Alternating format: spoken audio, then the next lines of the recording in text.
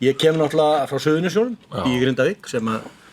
og það vita allir að ástandið á Suðurnesjunum, sérstaklega norðanmegin á þeim mjög slæmt og mest atvinnuleysi á landinu í Reykjanesbæ og til dæmis núna síðustu tölur eru bara 1020 atvinnuleysi á Suðurnesjunum